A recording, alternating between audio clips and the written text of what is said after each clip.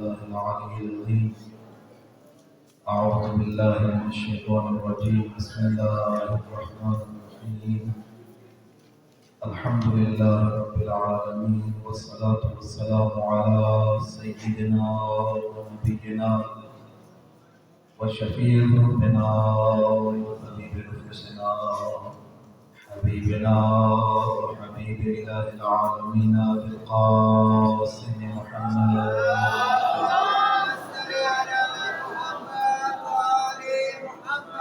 وعلى آله الأطهرين الأطهرين المعصومين المنتجبين الذين قال الله تبارك وتعالى في شأن عصمتهم وطهارتهم في القرآن: إنما يريد الله ليذهب عنكم الرجس أهل البيت ويطهركم تطهيرا.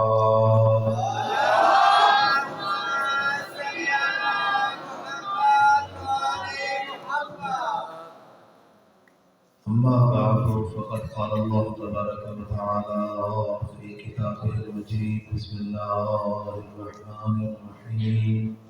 فاسألوا أهل الذكر إن كنتم لا تعلمون.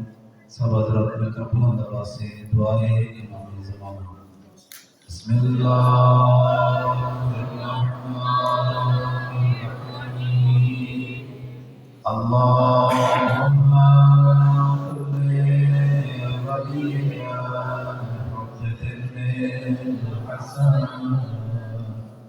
صلواتك عليه وعلى آله في هذه الساعة وفي كل ساعة وليا وحافظا وقائدا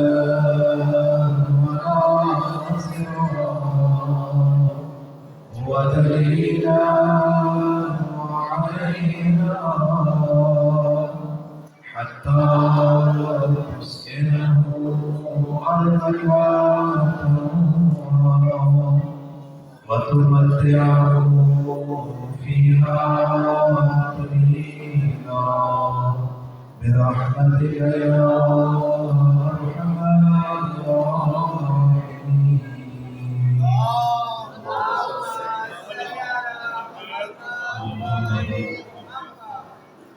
بسم اللہ الرحمن الرحیم. 7 روزہ دروس نہج البلاغہ کا آج چوتھا درس ہے، اور آج کے درس کا موضوع ہے قوموں کے زوال کے اسباب نہج البلاغہ کے آئینے میں. قومیں کیسے زوال کا شکار ہوتی ہیں، یہ نہج البلاغہ میں امیر المومنین علی بن ابی طالب علیہ الصلوۃ والسلام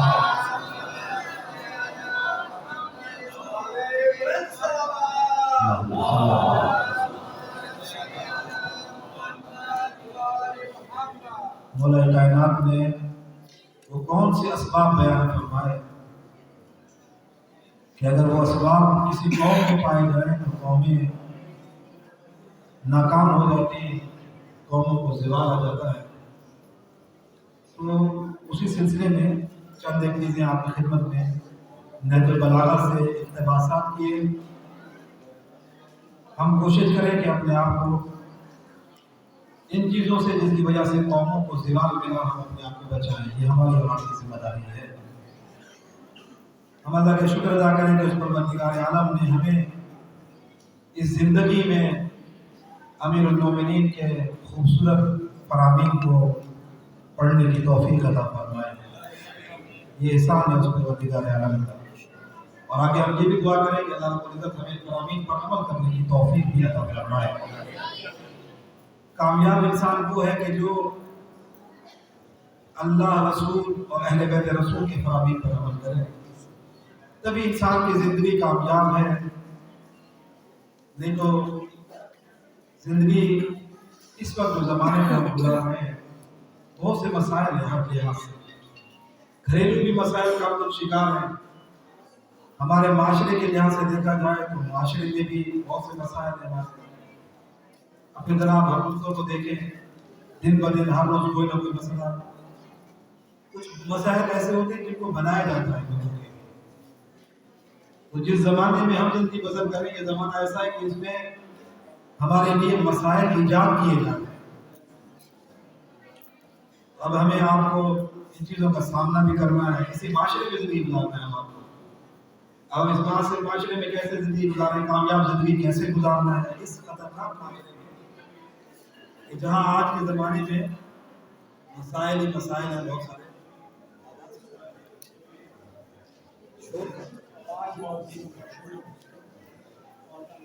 سوال بھیجے محمد والے اللهم صل على محمد وآل محمد۔ آئیں ذرا آج کا درس جو ہے پڑھتے ہیں کہ امیر المومنین علیہ السلام نے اس بارے میں کیا فرماتی ہیں۔ مولا امیر المومنین علیہ السلام کے کلام میں جہاں دنیا کے تمام موضوعات پر گفتگو کی گئی ہے، وہیں قوموں کے زوال کے موضوع پر بھی مولا نے گفتگو فرمائی ہے۔ اس سلسلے میں ارشاد فرماتے ہیں، اے لوگوں، ہم ایک ایسے زمانے میں پیدا ہوئے ہیں جو سرکش اور ناشکرا ہے۔ یہاں نیک کردار برا سمجھا جاتا ہے اور ظالم اپنے ظلم میں بڑھتا ہی جا رہا ہے۔ نہ ہم علم سے کوئی فائدہ اٹھاتے ہیں اور نہ جن چیزوں سے ناواقف ہیں ان کے بارے میں سوال کرتے ہیں، اور نہ کسی مصیبت کا اس وقت تک احساس کرتے ہیں جب تک وہ نازل نہ ہو جائے۔ خطبہ نمبر 32 میں امیر المومنین نے ارشاد فرمایا، آج دیکھیں، آج بھی بالکل وہی حالت ہے جس طرح امیر کائنات نے یہ ارشاد فرمایا تھا۔ آج بالکل وہی حالات ہیں۔ زمانے میں دیکھیں ناشکری عروج پر ہے، ظلم دن بہ دن بڑھتا جا رہا ہے، ظلم کم نہیں ہوتا۔ حالانکہ ہم سنتے ہیں کہ اللہ تعالیٰ نے ظلم سے منع کیا، لیکن پھر بھی دن بہ دن لوگ ظلم بڑھاتے جا رہے ہیں۔ اور یہ بھی یاد رہے، حدیثوں میں خود مولا کائنات نے فرمایا، آج جو دن ظلم کا مظلوم کے اوپر آیا، جو ظالم ایک مظلوم کے اوپر ظلم کر رہا ہے، انہوں نے فرماتے ہیں اس سے سخت دن جو آج مظلوم پر دن آیا، اس سے زیادہ سخت دن ظالم پر آئے گا۔ میں ظلم کرنے کے بعد انسان یہ نہ سمجھے کہ مجھ سے حساب کتاب نہیں ہوتا، نہیں، آج بے شک مظلوم پر بہت سخت دن ہے، لیکن مولا فرماتے ہیں امیر المومنین، دیکھیں ہمارے معصومین کے فرامین سچے ہیں، اور خود مولا کائنات فرماتے ہیں کہ اس سے سخت دن ایک دن ظالم پر آنے والا ہے جو اس سے بہت سخت ہے۔ لہذا آج زمانہ یہ ہے کہ دن بہ دن ظلم بڑھتا جا رہا ہے، کوئی زیادتی کرتا ہے تو دن بہ دن اس کی زیادتی بڑھتی جا رہی ہے۔ سمجھائیں بھی تو لوگ سمجھتے نہیں، خوف خدا نہیں ہے دلوں میں۔ یہ خوف نہیں ہے کہ آج اگر میں کسی کو ظلم کر رہا ہوں، کسی دھاک کھا رہا ہوں تو اس سے محاسبہ کیا جائے گا، مجھ سے کسی پوچھا جائے گا، ٹھیک ہے یہ کمزور ہے، یہ مجھ سے نہیں پوچھے گا، میرے پاس طاقت ہے، لیکن اللہ تو طاقتور ہے، وہ تو تمام طاقتوروں سے زیادہ طاقتور ہے، ایک دن وہ تو حساب لے گا۔ اس لیے مظلوم کا جو صبر ہے یہ بڑی چیز ہوتی ہے۔ اور فرمایا ظالم پر ایک دن اس سے سخت سے سخت دن آئے گا۔ اور اس میں جو سب سے بڑی بات امیر المومنین نے فرمائی کہ علم سے فائدہ نہیں اٹھا رہے، آج بھی یہی ہے، علم سے فائدہ، فضولیات میں اپنا وقت ضائع کریں، فضولیات میں گھر سے باہر نکل کے گھومنے کے لیے، کھیل کود کے لیے، ہاں صحت کے لیے کھیلنا بھی ضروری اچھی چیز ہے، لیکن یہ والا کھیل کو جس سے انسان کے جسم کو فائدہ پہنچے، ورزش ہو جائے، ایکسرسائز وغیرہ، اس طرح کے کوئی کھیل ہو تو وہ بہتر ہے۔ لیکن اب گیمیں لگا کر بیٹھ جائیں، 2 گھنٹہ گیم میں ضائع ہو رہا ہے، یہ بہت بری چیز ہے۔ گیموں پہ وقت ضائع کرنا، میں خاص طور پہ یہی کہوں گا آج کل کے نوجوانوں اور بچوں سے کہ گیموں پہ وقت ضائع نہ کریں، یہ گیمیں آپ کو سست بنا دیں گی، یہ گیمیں آپ کی صلاحیت ختم کر رہی ہیں، آپ کو معلوم نہیں، آپ کی صلاحیتیں ختم ہو رہی ہیں، آپ کے جسم پہ اثرات پڑ رہے ہیں، یہ آپ کو کاہل بنا دیے۔ اب آپ 1-2 گھنٹہ اگر گیم کھیلیں گے بیٹھ کر موبائل پہ، اس کے بعد آپ کوئی کام کرنے لائق نہیں رہے گا، جسم تھک جائے گا، ذہنی تھکاوٹ ہو جائے گی، سست انسان ہو جاتا ہے۔ تو یہ سب شیطانی حربے ان چیزوں سے نکلیں۔ اسلام نے جن چیزوں کا ہے نا، ایکسرسائز، جسم کے ایکسرسائز کریں، آپ جسم کی ورزش کریں، کیوں؟ تاکہ جسم توانا ہو، ہم زیادہ سے زیادہ عبادت کر سکیں، زیادہ سے زیادہ پڑھائی کر سکیں، علم حاصل کریں. اسلام نے علم حاصل کرنے سے منع نہیں، جتنا پڑھیں بسم اللہ. جتنا حلال رزق کما سکتے ہیں کمائیں. اسلام یہ چاہتا ہے کہ اقتصادی حالات لوگوں کے مضبوط ہوں. اقتصادی حالات مضبوط ہوں گے تو غریبوں کی کوئی مدد کر سکے گا. اسلام نے کمانے سے منع نہیں کیا، اسلام نے پڑھنے سے زیادہ پڑھا. بے شک آگے بڑھیں، لیکن جہاں ہم آگے بڑھ رہے ہیں وہاں دنیاوی تعلیم تو ہم نے بہت حاصل کر لی، لیکن دین کی تعلیم بھی ضروری ہے. کچھ نہ کچھ ہم دین کی تعلیم بھی حاصل کریں، جو ہمارے اوپر واجب بات ہے. جو چیزیں واجب ہیں ان کو ہم حاصل کریں. ہم نے عقائد کا کتنا درس حاصل کیا، فقہ میں ہم کتنا جانتے ہیں. افسوس ہے کہ عمریں گزر جاتی ہیں لیکن انسان نماز صحیح نہیں پڑھ سکتا. اتنا تو علم فقہ حاصل کرنا چاہیے نا. ہم یہ نہیں کہتے کہ آپ ہو سکتا ہے کوئی بندہ سوچے کہ جب ہم مدرسہ جوائن کرنا ہے چھوڑ دیں آپ کی مولوی بن جائیں. نہیں مولوی نہ بن، ہم نہیں کہتے. لیکن کم از کم 2-3 مہینہ سال میں ایک مرتبہ آپ دے دیں. کم از کم اتنی تعلیم ہو جائے کہ اپنی نماز صحیح ہو جائے، دین کے احکام ضروری سیکھ لیے جائیں. اتنا تو ہونا چاہیے. اور اگر اتنا وقت بھی نہیں ہے تو آج کل تو موبائل میں بہت سی چیزیں ہیں آپ کے لیے سیکھنا سکھانا بہت ہے. آپ دیکھیں علم فقہ پہ آپ دیکھیں علماء کے لیکچر موجود ہیں. آپ کو نماز کا طریقہ سکھایا جا رہا ہے، روزے کا طریقہ ہے، وضو کا طریقہ ہے، غسل کا طریقہ ہے. آپ ان چیزوں کو وقت دیں. موبائل پہ گیموں کا وقت کم دیں. یہ آپ سے حساب ہوگا. یہ وقت جو ہے یہ ہمارے پاس آپ کے پاس امانت ہے. وقت ضائع نہیں کریں. جو وقت گزر گیا پھر وہ قیامت تک واپس نہیں آئے گا. بہت خوب. مثلا آج اگر ہم نے 1 گھنٹہ اپنا ضائع کر دیا، یہ 1 گھنٹہ ہم لوگ کہتے ہیں کہ بس آج کا دن کل کی طرح ہے. نہیں، یہ ہماری غلط فہمی ہے. جو 1 گھنٹہ ابھی ہم گھر سے آئے ہیں، جو 6 بجے 6 سے 7 بجے ٹائم گزرا ہے، یہ اب قیامت تک واپس نہیں آئے گا. 1 گھنٹہ نہیں آئے گا. آپ کہیں کل یہ گھنٹہ آپ کا نہیں، کل یہ نہیں ہے. یہ والا دن اب قیامت تک نہیں آئے گا. یہ والا لمحہ قیامت تک اب نہیں آئے گا. اور جو کچھ ہم نے اس گھنٹے میں کیا، اس وقت کے اندر کیا، وہ ہمارا محفوظ ہے.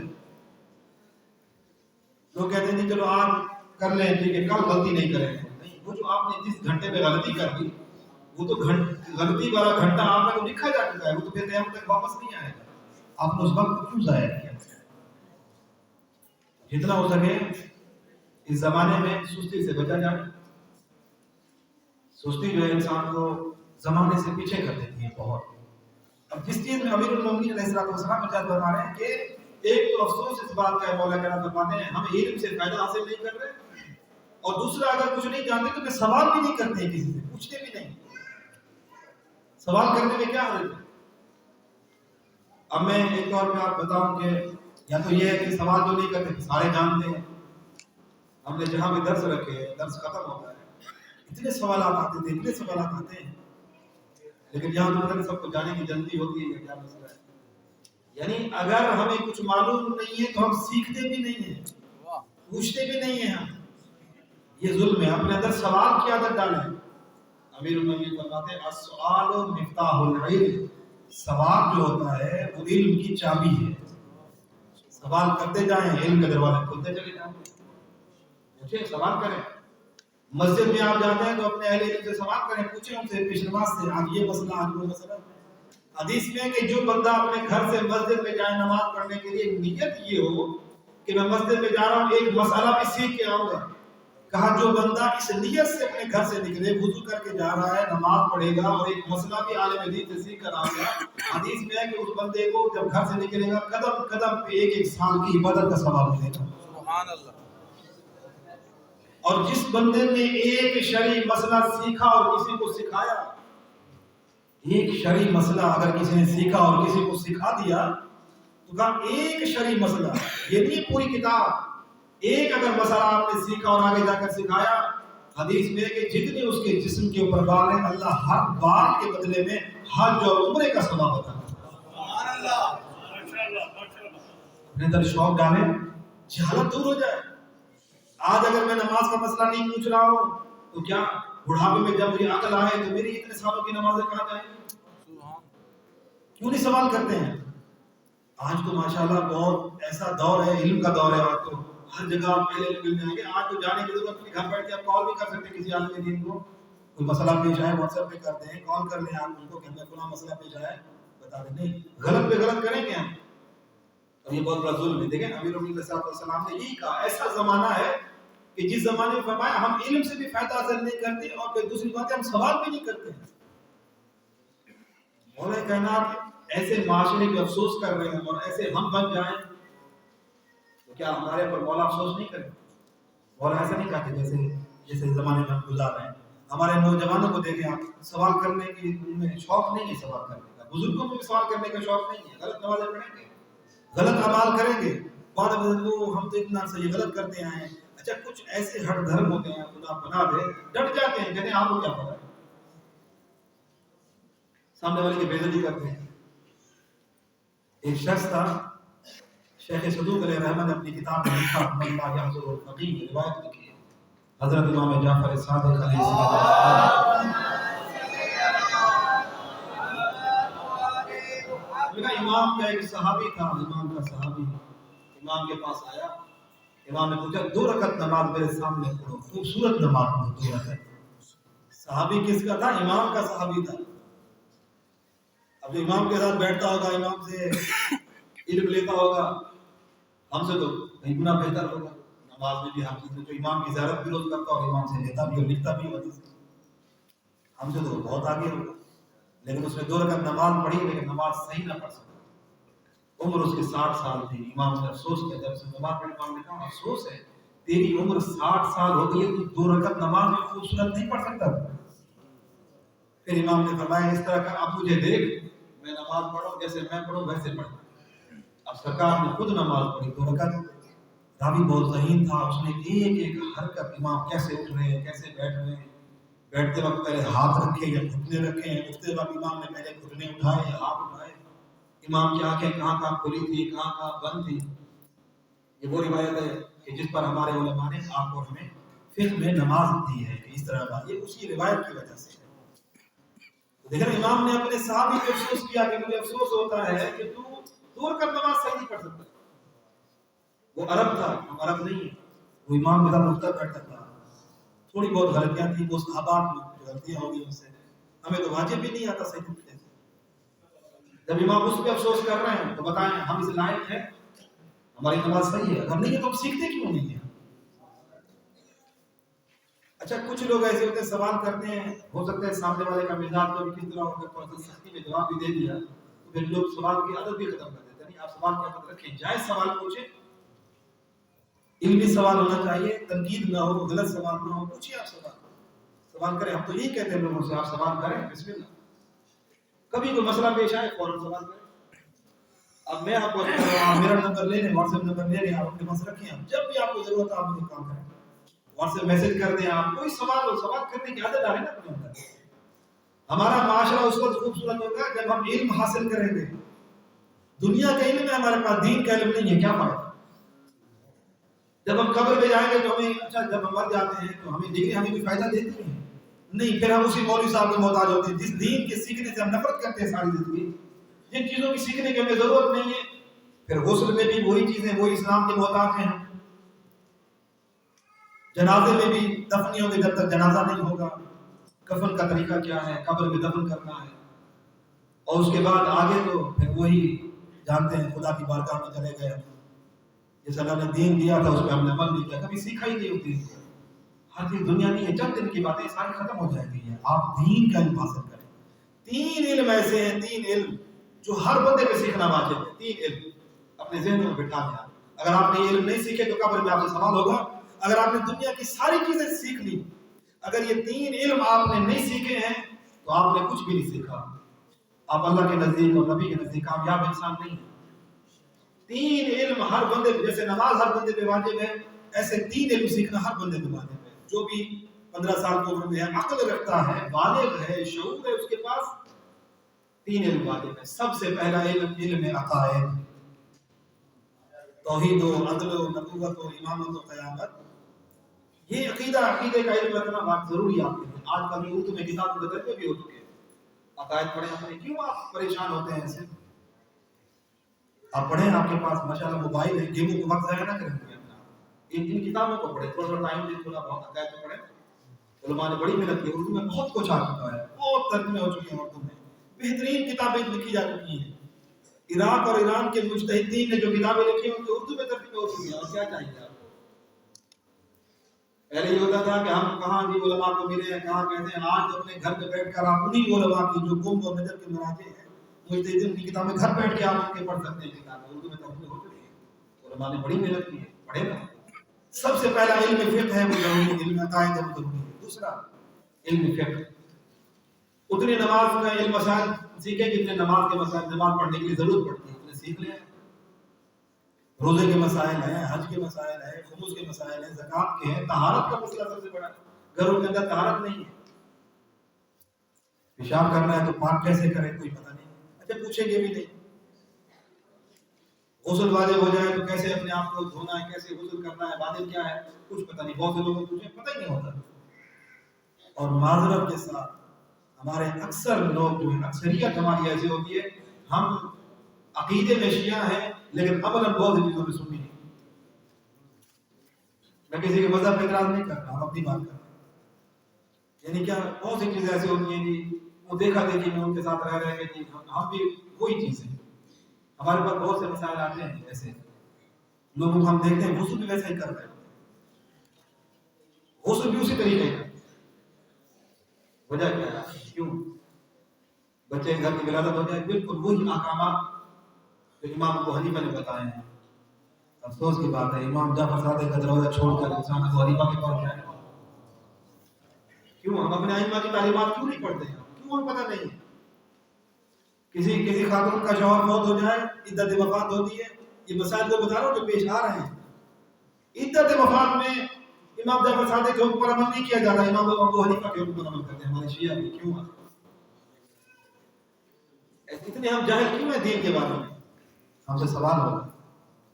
طہارت کا پتہ ہی نہیں ہے. کپڑا نجس ہو جائے کلمہ لا الہ الا اللہ محمد رسول اللہ پڑھے کپڑا پاک کیا جاتا ہے. گھر کے برتن نجس ہو گئے, گھروں میں پتہ نہیں ہے برتن کو کیسے پاک کیا جاتا ہے.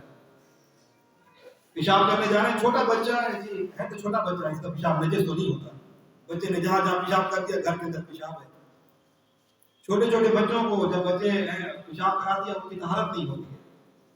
گھر کے اندر اگر بچوں کی طہارت نہ ہو, اگر انسان ان چیزوں کا لحاظ نہ کرے, پیشاب وغیرہ کا, شریعت کا مسئلہ ہے بچہ چاہے ابھی پیدا ہوا پہلا اس نے پیشاب کیا یہ بھی نجس ہے.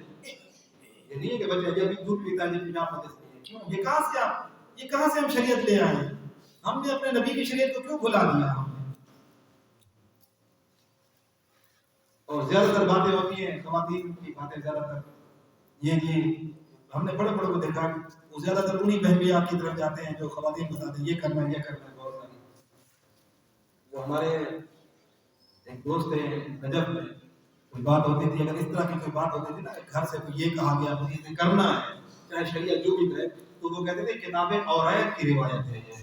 یعنی توریت کتابیں اورایت کی, یعنی عورتوں سے یہ چیز ملی ہے تو یہ کتابیں اورایت کی روایت ہے, یہ ہمارے نبی کی کسی کتاب میں نہیں ہے, کوئی فرمان تو نہیں ہے.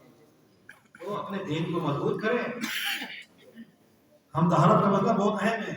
کہا جو بندہ پیشاب کرے اور پیشاب کے وقت طہارت کا خیال نہ رکھے, نجاست اس کے پیروں پہ آ رہی ہے پیشاب والی, کہا جب مرے گا پہلی رات قبر میں اس کو عذاب قبر ہوگا.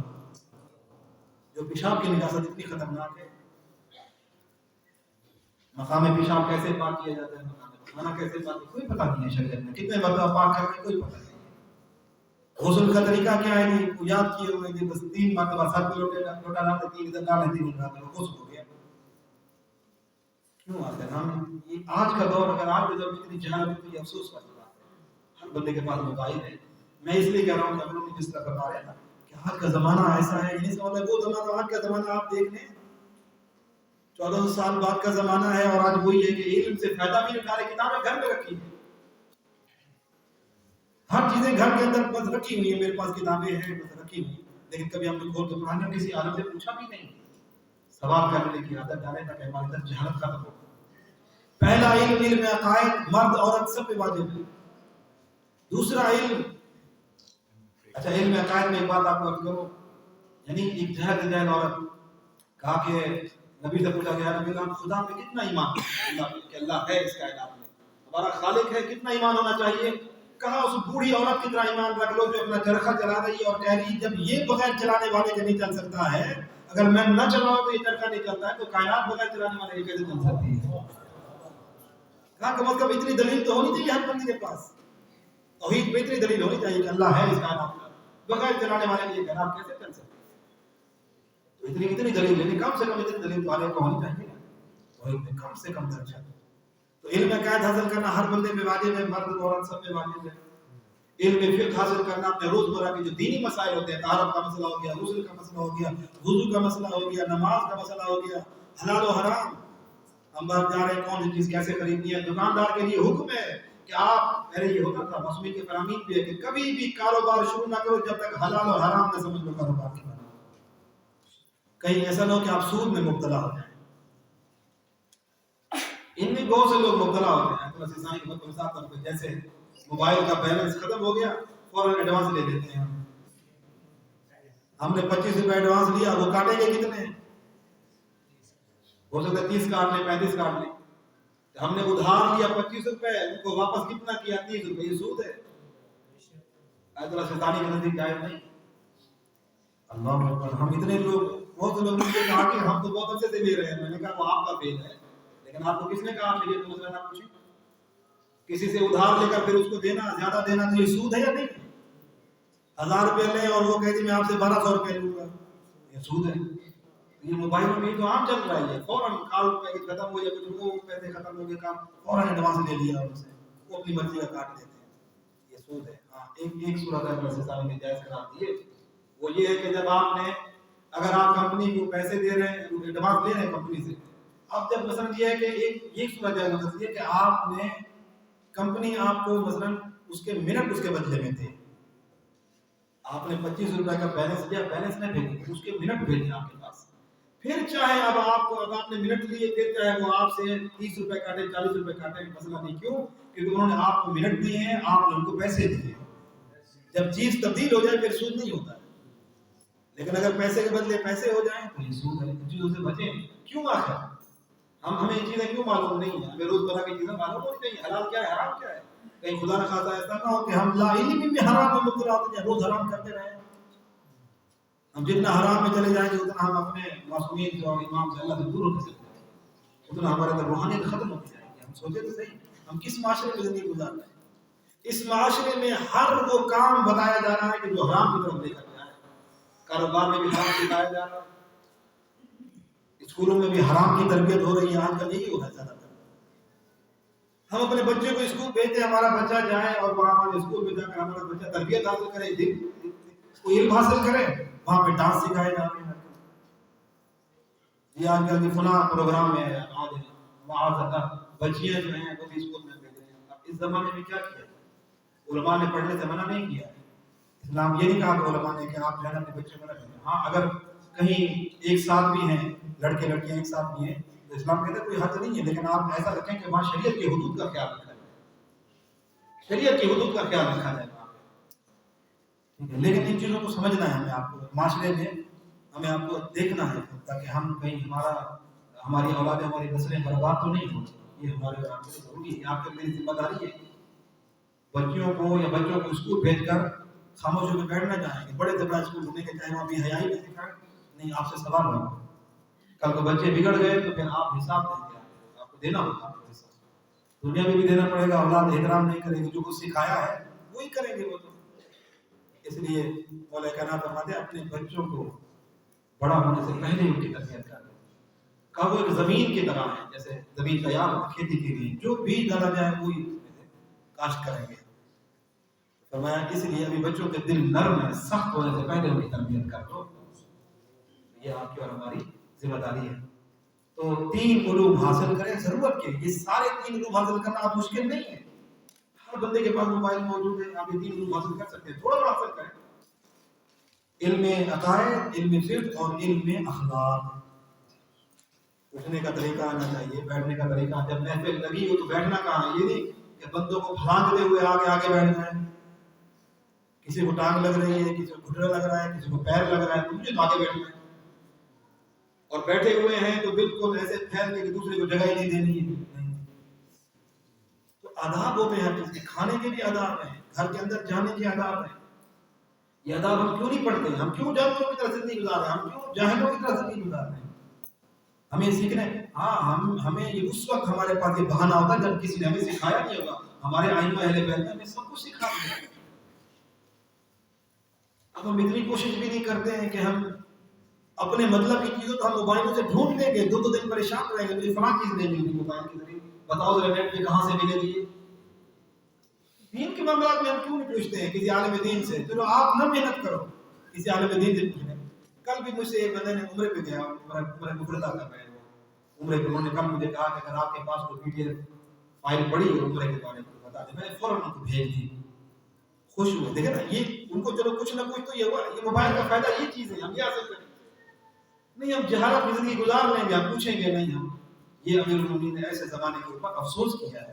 اگر ہم ایسی زندگی نہ گزاریں, خود بھی علم حاصل کریں اور دوسرے کو بھی علم سکھائیں. اور یہ زمانہ بہت خطرناک ہے. اس میں آپ اور ہمیں چاہیے کہ ہم ان چیزوں کو سیکھیں اور سکھائیں, اپنے گھروں میں سکھائیں. سب سے کل مجھے ایک کہہ رہا تھا کہ آپ گھر کے ماحول کے بارے میں تھوڑا کریں. میں نے کہا سب سے بڑی بات کر تو رہے ہیں, انشاءاللہ ہم آگے بھی کریں گے, دروس باقی ہیں. سب سے بڑی بات یہ ہے کہ ہم کم از کم اخلاقیات کو اپنے گھر, چھوٹی چھوٹی کتاب ہے, آداب زندگی ایک رکھ لیں اپنے گھر. چھوٹی سی کتاب ہے, 60-70 روپے کی, 100 روپے کی, 150 کی کتاب مل جائے گی. پتہ نہیں ہم کتنا جو ہے, کوئی پیزے پہ کتنا خرچ کر دیتے ہیں. ہم پیزا آرڈر کر لیں گے, فلاں چیز کر لیں گے. ان چیزوں کو تو ہم کھا پی رہے ہیں, فوراً ختم ہر چیزیں. یہ کم از کم یہ دین کے معاملے میں جو ضرورت کی چیزیں وہ اپنے گھر میں رکھیں, وہ اپنے گھر میں رکھیں. آج کل بچوں کی تربیت کے لیے بہترین چیزیں تیار کی جاتی ہیں نیٹ پہ. آپ وہ دیکھیں نا, اپنے بچوں کی تربیت تو کریں. نیک اولاد فائدہ دے گی, بد کردار اولاد فائدہ نہیں دے گی. ماں باپ نہ دنیا میں فائدہ دے گی نہ آخرت میں فائدہ دے گی. زمانے کی تربیت کریں. ہم آپ چھوٹے چھوٹے بچے بیٹھے, کتنے پیارے بچے, ان کی ہم تربیت تو کریں, ان کے بارے میں ہم غافل نہ ہو. ہم سے سوال کیا جائے گا, ہر ایک سوال کیا جائے گا. میں نے پہلے درس میں بھی کہا تھا کہ رب علیہ وسلم کا یہ جملہ کہ جو بچے آپ کے پاس موجود ہیں یہ امام زمانہ کے سپاہی ہیں آپ کے پاس, ان کو تیار کر رہے ہیں امام زمانہ کے. یہ امام زمانہ کے سپاہی کب بنیں گے؟ دنیا کی تعلیم سب سے زیادہ ہو گانے سن کر نا, ان کو نمازی بنائیں.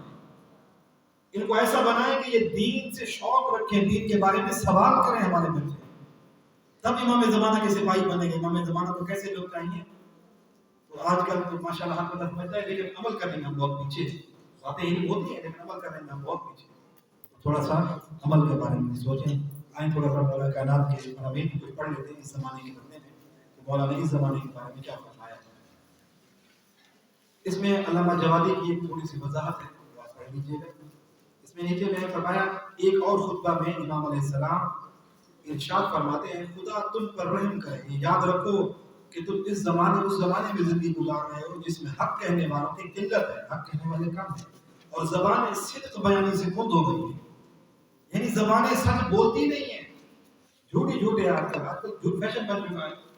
مذاق میں بھی جھوٹ, اٹھتے بیٹھتے جھوٹ. نہیں, جھوٹ کو ختم کرنا ہوگا. جھوٹ ایسی بیماری ہے. اگر جب کوئی انسان جھوٹ بولتا ہے, جب کوئی بندہ مذاق میں بھی چاہے جھوٹ بولے, جھوٹ مذاق میں بھی جائز نہیں ہوتا ہے. کوئی بندہ مذاق میں چاہے جیسے, بس جھوٹ حرام ہے. اگر کوئی بندہ جھوٹ بول دے, کہا اس کی بدبو عرش پر رہنے والے فرشتوں کو تکلیف دیتی ہے, اس کے منہ سے جو بدبو اٹھتی ہے. حدیثیں جھوٹ کے بارے میں بہت سخت ہیں, میں یہاں بیان نہیں کرنا چاہتا, لیکن جھوٹ کو اللہ تعالیٰ نے حرام قرار دیا ہے. قرآن میں اللہ نے جھوٹے پر لعنت کی ہے. مذاق میں بھی جھوٹ نہیں بولنا چاہیے. کوئی پریشانی ہوتا ہے لیکن انسان اپنی زبان سے سچ بیان کرے. امیر یہ فرماتے ہیں صدق, سچی زبانیں صدق بیانی سے بند ہو گئی ہیں. حق سے وابستہ رہنے والا ذلیل شمار ہوتا ہے, اور اہل زمانہ گناہ اور نافرمانی پر جمے ہوئے ہیں, اور ظاہراً ایک دوسرے سے صلح رکھتے ہیں. جوان بدخو ہیں, بوڑھے گناہ گار ہیں, عالم منافق ہیں, قاری چاپلوس ہیں, نہ چھوٹے بڑوں کی تعظیم کرتے ہیں اور نہ دولت مند فقیروں کی دستگیری کرتے ہیں. اللہ, آپ ذرا چلے جائیں 14 سال پہلے, آپ دیکھیں آج کے ہمارا زمانہ یہی ہے. آج ہم اسی زمانے میں زندگی گزار رہے ہیں. یہ زمانہ ہمارا, ہم انہیں بیماریوں میں مبتلا ہیں. جو نماز پڑھنے والا, جو دین عمل کرنے والا, اس کو ذلیل کیا جاتا ہے. چھوڑیں گے, اس کو کیا پتا, اس کو دنیا کا کیا پتا. جو نمازیں پڑھتا ہے وہ بہت پیچھے ہے, بیک ورڈ آدمی, اس کو کیا پتا. یہ آج زمانہ آگے پہنچ چکا ہے. شادیوں میں آپ دیکھ رہے ہیں اگر بات کی جائے نا کہ شادیوں میں آپ بابا گانا نہیں بجانا، کہتے ہیں نہیں چھوڑیں یہ باتیں پرانی ہیں، اب شادی ہوتی نہیں جب تک گانا نہ بجایا جائے۔ مجبوری میں ایسے حال ایسے ہوتے ہیں جہاں جانا پڑتا ہے گانے لگے۔ ہم کیوں نہیں اپنے آپ کو بدل سکتے؟ یہ تو ہمارے اختیار میں، ہم نہ دیں حال والوں کو پیسے تو نہیں چلائیں گے، مطلب ہے ہم گناہ، اور گناہ ایسا گناہ ہے کہ ایک ہوتا ہے گانا خود گانا، ایک ہوتا ہے دوسرے کو سنوانا بھی گانا۔ اب یہ گانے لگے ہوئے اگر ہم نے پیسے دیے گانے بجائے جائے تو ہم خود بھی گناہ گار اور دوسرے کو بھی گناہ کر رہے ہیں۔ گانے سے سب سے بڑی بری یہ ہے کہ انسان کے اندر گانا سنتا ہے، معصوم فرماتے ہیں انسان کے اندر سے غیرت ختم ہو جاتی ہے۔ وہ غیرت مند انسان نہیں ہے جو گانے سنتا ہے، جس کو گانے سکون دیں، قیامت والے دن اس کے کانوں میں سیسا پگھلا کے ڈالا جائے گا، حدیثیں موجود ہیں، کہا اس کے گھر میں کبھی سکون نہیں رہے گا، اچانک مصیبتیں عذاب نازل ہوتے رہے گا، رزق برکت اٹھ جائے گا، دلوں میں منافقت پیدا ہوتی ہے، گانا سننے سے دل میں منافقت نفاق پیدا ہوتا ہے دل کے اندر، یہ معصومیت کی بات نہیں ہے جو آپ کی خدمت کرتے ہیں۔ زمانہ ایسا ہے کہ کہا کہ گناہ کو گناہ نہیں سمجھے، موقع کیا فرمایا گناہ پہ اہل زمانہ ڈٹے ہوئے ہیں، جمے ہوئے ہیں کہ ہمیں یہ کرنا ہے۔ ہم نے گناہ کو رسم و رواج بنا لیا ہے، ہم طبیعت کے تابع ہو گئے، شریعت کے تابع نہیں ہو گئے۔ ہمیں شریعت کے تابع ہونا ہے، اپنی طبیعت کے تابع نہیں ہونا ہے، ہم رسم و رواج کے تابع ہوتے ہیں۔ دنیا کیا کہے گی؟ دنیا کیا کہے گی؟ دنیا کچھ نہیں، دنیا کو نہیں دیکھنا، ہمیں اپنے اللہ کو دیکھنا ہے جس نے ہمیں خلق کیا ہے، ہمیں اسی کے پاس جانا ہے واپس۔ دنیا ہمارے ساتھ نہیں ہوگی، ہمارے ساتھ رشتہ دار نہیں ہوں گے ہمارے ساتھ۔ آج ہم جو گناہ کروا رہے ہیں گناہ نہ کریں، بے شک رشتہ دار ناراض ہو جائیں۔ کبھی کر کے دیکھیے گا آپ کسی شادی میں گانا بند کروا کے دیکھیں، اپنے دوسروں نہیں جا کے کسی کا لاٹھی اٹھا کے کھڑے ہو جائیں، نہیں ایسا نہیں کرنا۔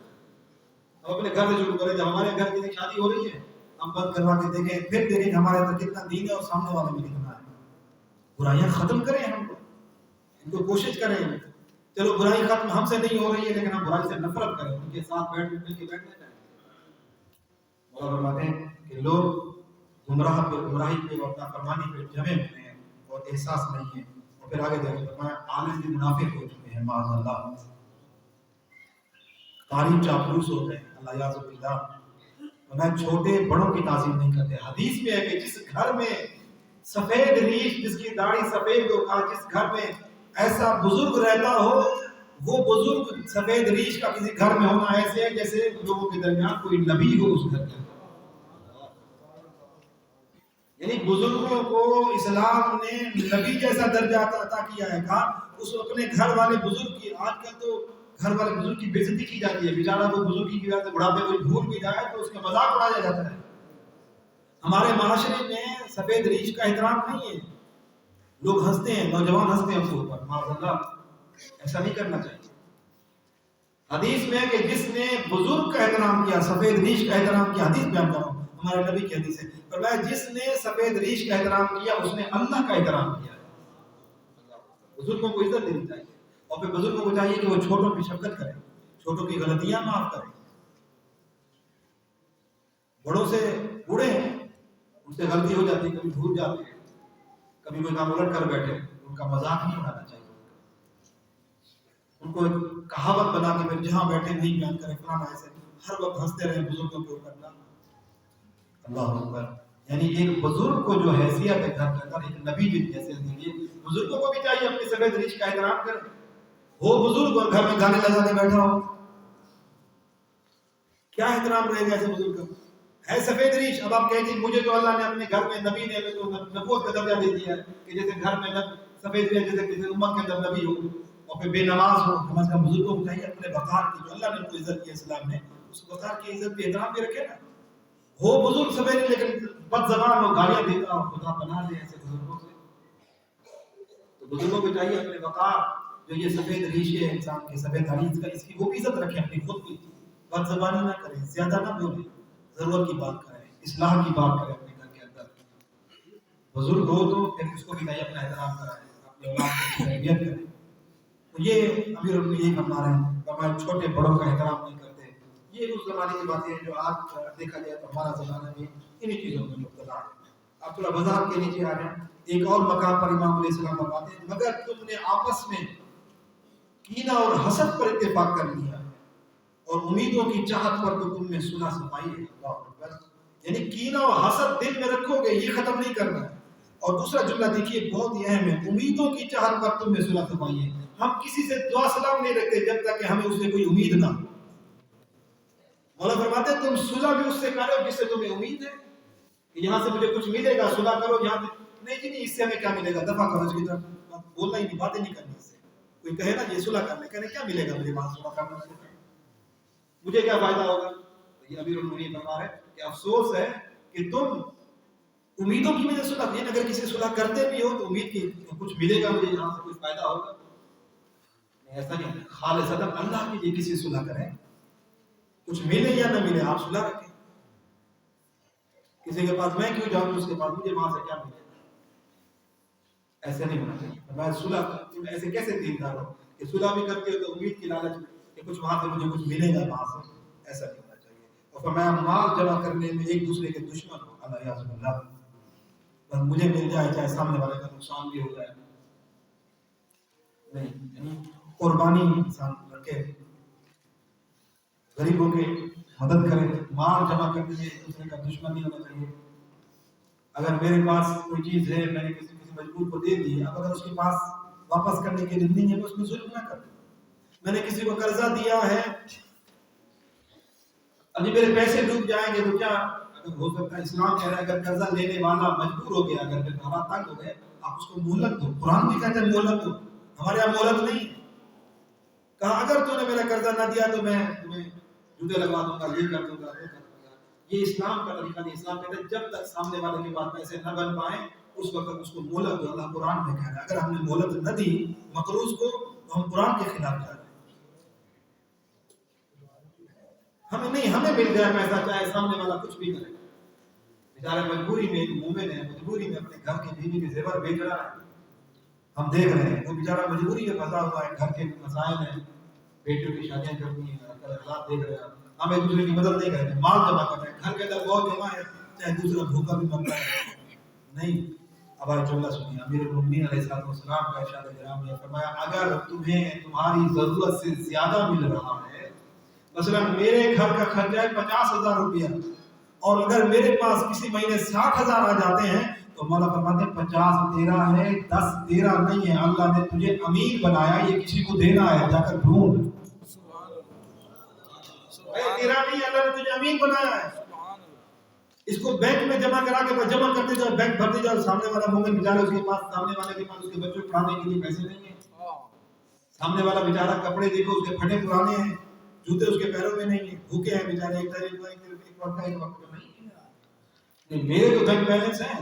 میں اگر تمہارے پاس زیادہ آ رہا ہے تو وہ تمہارا نہیں ہے، اللہ نے کسی کا حصہ تمہارے ہاتھ میں رکھ دیا ہے. تم امانت دار ہو، اگر نہیں دو گے تو تم خائن ہو.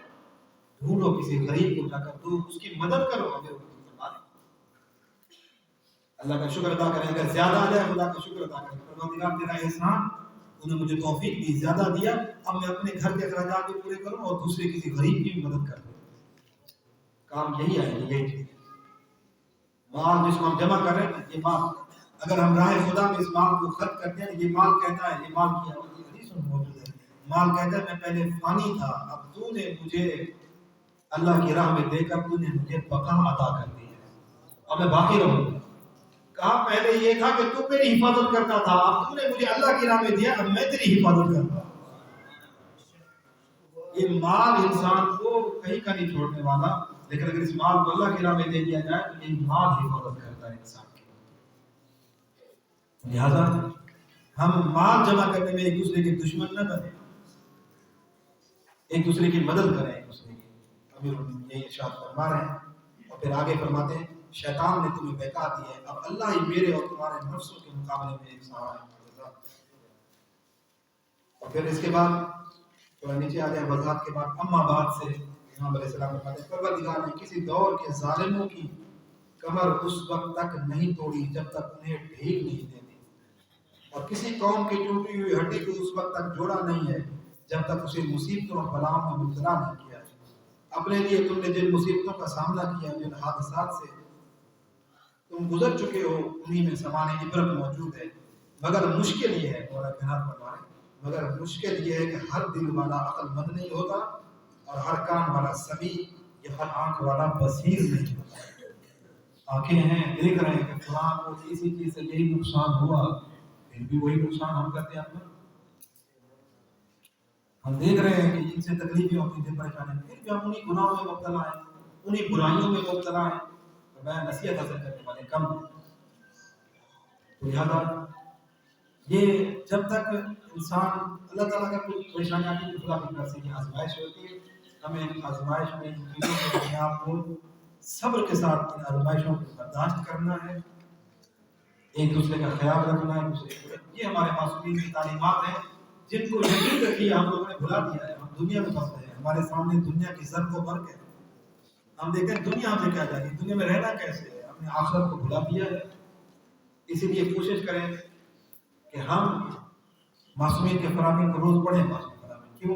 क्योंकि शैतान हमें दीन से दूर करता है। जब हम अहले बैत अलैहिस्सलाम के फरामीन पढ़ेंगे, फरामीन में इतनी खूबसूरती है कि जब हम मासूमियत के फरामीन पढ़ते हैं तो थोड़ी देर के लिए इंसान शैतान से दूर हो जाता है। बड़ी रूहानियत है इन फरामीन में, बड़ी रूहानियत है।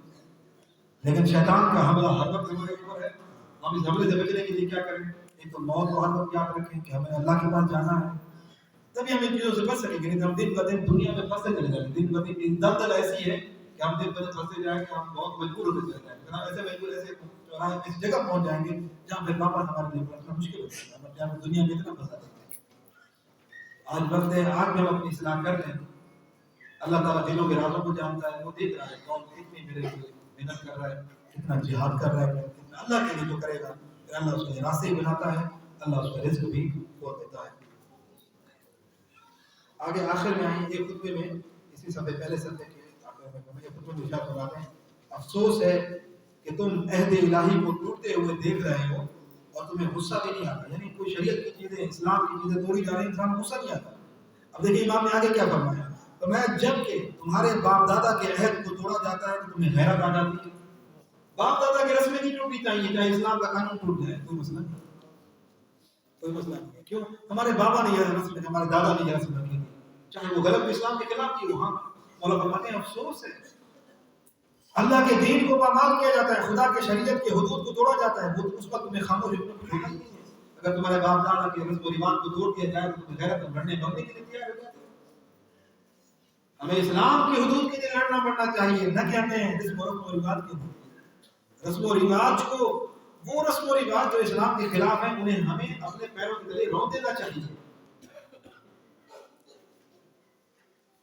मासूमीन हमारे अंबिया अल्लाह के नेक लोग थे, मासूम, पाक, गुनाहों से मेहरबान, लेकिन लोग उनको कत्ल मारते थे। क्यों? लोग दुआ में जाते थे, अंबिया जख्मी करते थे, अंबिया के कत्ल होते थे। क्यों? इसलिए कि रस्म और रिवाज को पैर के रौंद देते थे। लेकिन अल्लाह के दीन को उन्होंने कभी कोई हद तोड़ने नहीं दी थी। और आज देखें, जिन्होंने रस्म और रिवाज को अहमियत दी वो मिट गए, लेकिन जिन्होंने हुदूद इलाही का ख्याल रखा, अपनी जानें कुर्बान कर दी इस्लाम के हुदूद को बाकी रखने के लिए, वो आज भी जिंदा हैं और आज भी अलैहिस्सलाम के नाम से पुकारे जाते हैं। नाम उसी का बुलंद होगा जो दीन की खातिर लड़े मरे, न कि रस्म और रिवाज की खातिर। इन चीजों में ख्याल रखें। ये जमाना आज है, हम रस्म और रिवाज को देखते हैं, लेकिन हमें दीन का कोई काम, दीन का कोई हद नहीं। हमारे घर के अंदर देख रहे हैं, कोई नमाज नहीं पढ़ता, हमें परवाह नहीं है, लेकिन कोई बाप दादा के रस्म और रिवाज घर के अंदर टूट जाए तो बहुत गुस्सा हो जाते हैं। हमें कोई ऐसा है जो मस्जिद में नमाज पढ़ने के बाद जाए, घर पूछे बीवी से तुमने नमाज पढ़ी है, बेटी से पूछे बेटा नमाज पढ़ी है, थोड़ा नाराज हो जाए बेटी से नाराज हो जाए, नमाज क्यों नहीं पढ़ी। बाहर रमजान आ रहा है, उनको तरबियत करें, रोजे रखने हैं, क्यों नहीं आते? हम क्यों नहीं पाते? हमें शरीयत की चीजें कि घर का जो बड़ा होता है, अल्लाह ने उसको इख्तियार दिया है, घर चला रहा है, वो पावर है उसके पास, वो करे ना। नहीं करेगा तो ये औलाद को सिखाएं हम ये सारी चीजें। मैं ये अक्सर कहता हूँ, मैं कहता हूँ औलाद को कम से कम इतना तो दीन सिखाए ना, कि जब हम मिट्टी इतने मनो मिट्टी तले हम दबे हुए हो, कब्र में पड़े, हमारी कब्र के ऊपर खड़े होकर कम से कम सही सूरह फातिहा तो पढ़ सके ना हमारी। तो क्या फायदा, हमने दुनिया उसको धर्म कर दिया, वो इस लायक उसको नहीं बनाया कि अपने बाप को सारे सवाब कर सके, कोई भी सवाब भेज दे, इतना नहीं पता। हमने क्या सिखाया फिर औलाद को? तरबियत का ये तरीका है, कानून है कि अगर किसी को सदका भी देना, अपनी औलाद के हाथों सदका दिलवाओ, खुद ना दो। क्यों? आपकी औलाद में ये सिफत पैदा हो, देने की हो, देने की ना, मांगने की ना। वो अल्लाह की राह में देने को, आप खुद जेब से निकाले पैसे, बच्चे को ये किसी फकीर को दो, یہ اللہ کے راہ میں تو اپنے بچے کو بتائیں، دین کی تربیت کریں آپ اس کی، ہمارا معاشرہ کبھی خوبصورت ہوگا۔ افسوس یہ ہمارا معاشرہ آج بھی خوبصورت بن سکتا ہے اگر میں اور آپ ان نورانی فرامین کو پڑھیں اور ان پر عمل کریں تو آج میں ہمارا معاشرہ خوبصورت بن سکتا ہے۔ جیسے امام ہمارے پاس ہیں دنیا میں ایسے رہبر کسی کے پاس نہیں، اگر ہم ان کے فرامین پر عمل کر کے زندگی گزاریں تو جیسے پھر اہل بیت کے کیا ہو جائیں گے، کائنات میں ایسا انسان آپ کو نظر بھی نہیں آئے، کوئی ہماری برابری بھی نہیں کر سکتا۔ لیکن افسوس ہے ہم ساری زندگی ہم ایسے ہی فضولیات میں گزار کے چلے جاتے ہیں۔ ذرا بتائیں، ہمارے علماء یہ کہتے ہیں کہ ذرا بتائیں اگر اب اس وقت ہم بیٹھے ہیں، اگر ہمیں بتایا جائے کہ کربلا سے علم آ گیا امام حسین علیہ السلام، ہم سب چیزیں چھوڑ دیں، کبھی باہر نکلیں گے، فوراً بھاگیں گے یا نہیں بھاگیں گے؟ گھروں کے اندر بھی سوئے ہوئے ہوں گے، آج اعلان ہو جائے کہ رات کے 2 بجے امام حسین علیہ السلام کے حرم قبہ مبارک کے اوپر جو علم لہراتا ہے، علیہ السلام کی زیارت ہے، ہم رات کے 2 بجے تک سوئیں گے نہیں؟ ایسے ہے یا نہیں؟ بالکل ایسے۔ اگر ہمیں معلوم ہو جائے کہ فلاں امام کا کرتا، ان کا قمیض مبارک یا ان کا امامہ ہمارے شہر میں لایا جائے گا، ہم ان کو اس کو چومنے کے لیے دیکھنے کے لیے بھاگیں گے نہیں بھاگیں گے؟ ذرا دیکھیں تو صحیح، یہ تو امام کا کرتا ہے، یہ روضہ مبارک کا علم ہے جس کو ہم دیکھنے کے لیے چومنے کے لیے دوڑ رہے ہیں، ہم ان چیزوں کو دیکھنے اور چومنے کے لیے دوڑ رہے ہیں۔ یہ جو امام کا علم ہے، ان کے فرامین ہیں، ان کو پڑھنے کے لیے ہمارے دل میں تڑپ کیوں نہیں ہے؟ یہ ان کی زبان مبارک سے یہ جملے نکلے ہوئے ہیں، ہمیں ان میں محبت کیوں نہیں ہے؟ علم کو چومنے میں ہے محبت، ہمیں بسم اللہ اچھی بات ہے، زیارت ہے اس کو ہم کہتے دوڑ کے چومتے ہیں، زیارت کو کندھا دیتے ہیں، زیارت کو علم اٹھاتے ہیں، بے شک محترم ہے یہ ساری چیزیں۔ ہم نے جتنا علم کو اٹھایا ہے کبھی مولا کائنات کے نہج البلاغہ کو اٹھایا ہے؟ کیوں آتا ہے سوال نہیں ہوگا کہ تم نے ساری زندگی میرا علم اٹھایا تھا، میرے فرامین کیوں نہیں پڑھے تھے تم نے؟ نہج البلاغہ کو بھی ہم ایسے ہی عزت دیں، ہم نہج البلاغہ کو اٹھائیں گے۔ پھر بھی آپ دیکھیے یہ جو علم ہے بہت محترم ہے، اس کا احترام واجب ہے علم کا۔ علم کے صدقے میں جو دعائیں مستجاب ہوتی ہیں، ہم جتنا علم کو اہمیت دیتے ہیں، علم کو چنتے ہیں، علم اٹھاتے ہیں، تو وہاں سے روحانی نورانی ملتی ہے۔ تو ہمیں امیر الاسلام کے الفاظ وہ تو پھر بھی علم ہمارے ہاتھ کا بنایا ہوا ہے، کسی معصوم نے تو علم نہیں دیا یہ والا کہ یہ کپڑا میں تمہیں دے رہا ہوں، یہ لکڑی میری طرف سے بن جا، کسی امام نے دیا نہیں، ہم خود ہی خریدتے ہیں۔ پھر وہ محترم کیونکہ صاحب نے نسبت اچھی ہے، اس نسبت کی زیارت بھی ہم اپنے ہاتھوں سے بناتے ہیں، وہ تو ہم اپنے ہاتھوں سے بنا رہے ہیں۔ جب ان سے نام سے منسوب یا ان میں اتنی روحانیت کا احترام واجب ہو جاتا ہے تو یہ الفاظ تو ان کی اپنی زبان مبارک سے نکلے، ہم ان کو کیوں نہیں پڑھتے؟ کبھی سوچے تو صحیح نا، ہم کتنے پیچھے رہ گئے ہیں۔ ہم امیر المومنین نے جملہ فرمایا اللہ اللہ بالقرآن لا یسبقکم بالعمل بہ غیرکم، نہج البلاغہ میں فرمایا خبردار قرآن کے بارے میں سستی نہ کرنا، کہیں ایسا نہ ہو کہ قرآن پر عمل کرنے میں تمہارا غیر تم سے سبقت لے جائے، تم پیچھے رہ جاؤ، تمہارا غیر قرآن میں عمل زیادہ کرے۔ فرمایا اللہ اللہ بالقرآن، قرآن کے بارے میں کتنا ہم قرآن پڑھتے ہیں، کتنا ترجمہ پڑھتے ہیں، کچھ پتہ نہیں۔ سورہ نازلہ پڑھتے ہیں، ترجمے کا پتہ نہیں ہو کیوں آ گیا۔ اللہ نے ہمیں شعور نہیں دیا، اللہ نے شعور اس لیے دیا تھا ہم کو، عقل اس لیے دی تھی، تمام مخلوقات جانوروں سے حشرات سے اس لیے افضل بنایا تھا کہ ہم ان کو اپنی زندگی کو فضولیات میں ضائع کریں، کھانے پینے میں ضائع کرتے ہیں۔ صبح سے شام تک کمانے کا وقت ہے، بس باقی کوئی دین کے بارے میں 2 منٹ کے لیے امام حضرت امام جعفر صادق علیہ السلام